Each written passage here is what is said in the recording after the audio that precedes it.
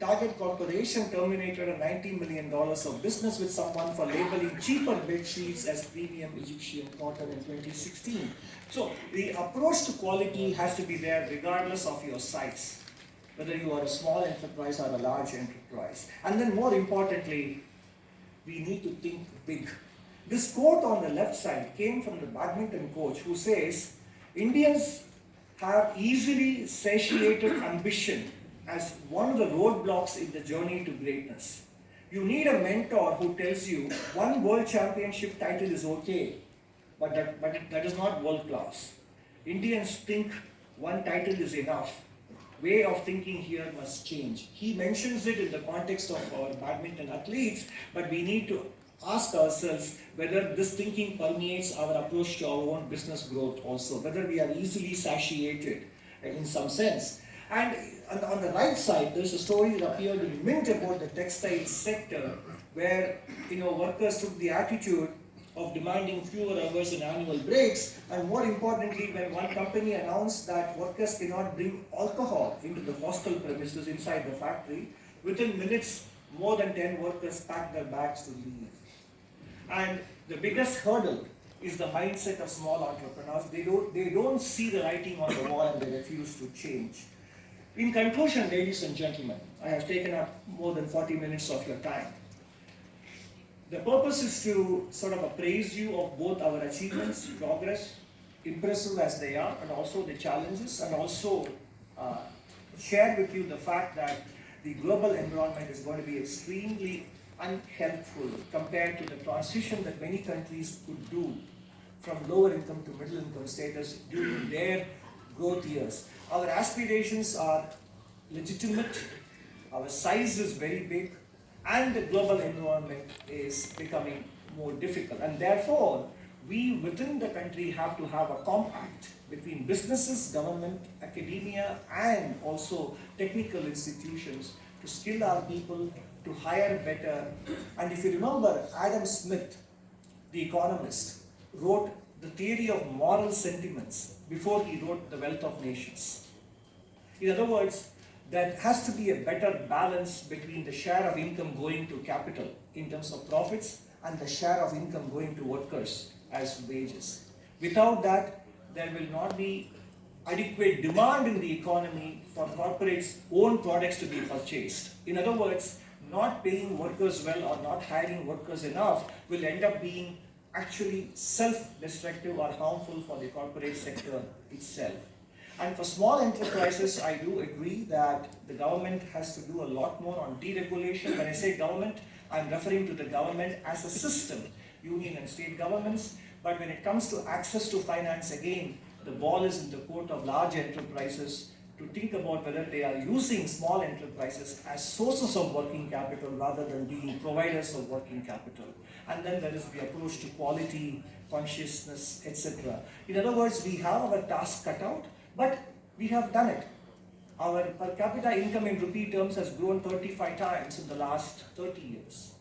In dollar terms, it has grown about 7 times, from $348 to $2,600, $2,500. So we can do it, provided we recognize the scale of the challenge, the aspirations we have, and the effort that we need to put in commensurate with that. Thank you very much. Thank you so much.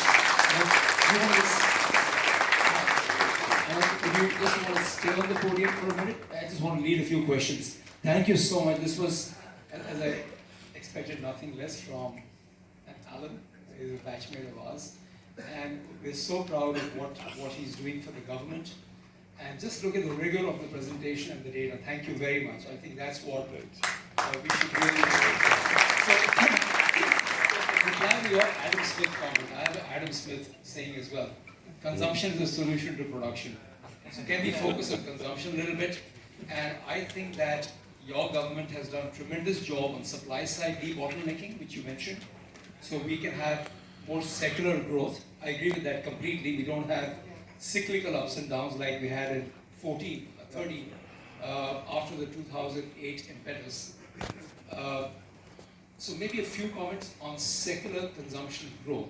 If we're going to wait for the per capita GDP to go 7x from here, that might take longer. But I don't know what other way there is. Well, I mean, thank you, Sanjay. I think the consumption growth has been steady. As I showed in one of the very early slides, consumption share of GDP has stayed above 60% of GDP, and in the last several quarters, uh, rural consumption has done very well.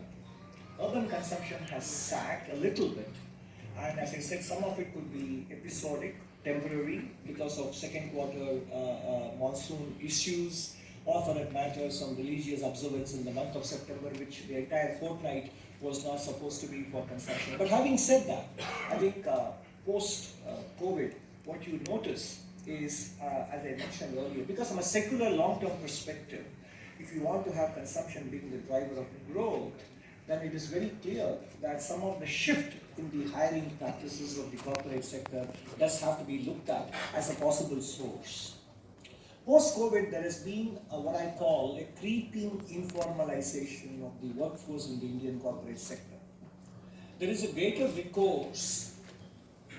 Individually, for every country, every company, it may be an optimal solution or logical solution, but collectively, it does exert a downward pressure on consumption, because if companies shift more and more towards contract labor rather than hiring labor on a full-time basis, first of all, one doesn't accumulate the body of knowledge that one will automatically accumulate if you're a full-time employee. So in that sense, the human capital doesn't grow if corporates resort to more and more contract workers. And more importantly, even in the case of contract workers, although they are formal in nature, because they get all the protection and the benefits, retirement, provident fund contributions, health, out-of-pocket health expenditure being reimbursed, paid leave, etc. All those things are there, but the wage growth for contract employees in different sectors, based on a report produced by one of the chambers, such as yours, FICCI produced a report together with Questcore in May 2024. It's available on the internet and you can check it out. The annual average wage growth in different sectors for contract employees has not kept up with inflation. And we are talking about it in the context of the fact that profitability growth, both in absolute terms going up by 4x in the last 4 years, and as a share of GDP at a 15-year high. That is why I said, if we have to have a secular growth in consumption, yes, governments around the country have to continue to allow small and medium enterprises to become medium and large respectively, and there is work to be done on the part of the government.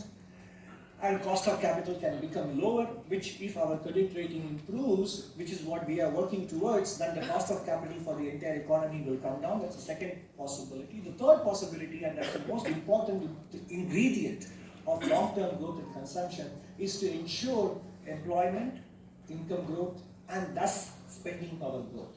Otherwise, it will become a mutually self-destructive cycle. Thank you. Just continuing with that, sorry, I just took down some points listening to you, so I'm sort of putting you on the spot, but sorry for that. So if you want to step up the investment rate, hopefully from the private sector, and the savings rates have actually plateaued to come down, I don't know the numbers, so sorry to say that, but maybe I'm wrong. How do you bridge the saving investment gap unless you increase the dependence on foreigners, which I think you mentioned, and I agree with you. One thing we have going for us is that we aren't indebted, either because of having not done a sovereign bond and we haven't imported that much savings. How do we bridge the saving investment gap to get a high growth rate? I mean, the answer to this question is actually nothing but the mirror image of the answer to the earlier question, because savings is nothing but income minus consumption. So if I say income growth is the key for sustained consumption growth, then income growth is indeed the key to savings growth as well, because everywhere in the world, it is the household sector that provides the savings for the public sector and the private sector. And the balance is met by foreign sources. So the answer to this question also happens to be the same as the answer to the earlier question, which is that for sustained growth in domestic savings, you need sustained growth in incomes, and these are endogenous in nature. Because normally in economics, what comes from outside, exogenous, is export growth or public spending. The rest of the economy is mutually dependent. That's why it's called endogenous system, the private sector and the households, businesses and households. And we know that exports cannot be taken for granted in a difficult environment, which is going to be the case both in terms of absolute growth rates in the developed world, trade policies, etc., will be challenging, to put it mildly. And public sector in India has indeed increased its spending during COVID times. Combined the deficit went to 12% of GDP. We are currently between union and state governments, we are close to about 8% of GDP. And it needs to come down for us to be able to get the credit rating upgrade, which will provide the stimulus for investments to happen. But for sustained growth in savings, let us throw our minds back to when did India's savings rate rise in a significant manner for a sufficient length of time? It was between 2003 and 8 when economic growth was very strong and income growth was very strong.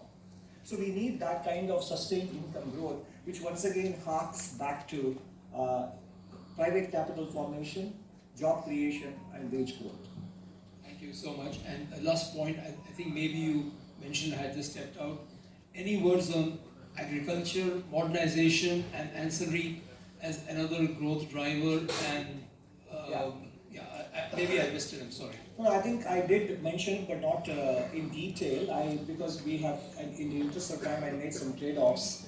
And in the economic survey, we did point out in July that if we are able to use a set of policies that could actually incentivize farmers to move away from cereals towards value-added crops and also attract sufficient investment in cold storage and food processing, etc., we can look at a sustained 5% growth in agriculture, which, given a share of GDP of between 15 to 20%, that contributes about 3/4 to 1% of GDP. So there is still much room to extract greater value addition from agriculture. It is not a sector of the past. It can still be a sector of the future because climate change is going to make food security an important priority for many nations. And given our size and land mass that we have, if we can boost agricultural productivity, that can actually be a bigger source of exports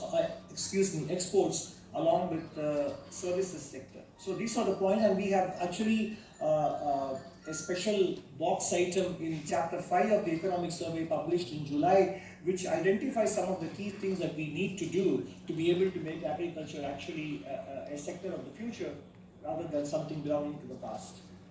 Thank you so much. Come and have a seat, Anand. Thank you, really. This was fantastic.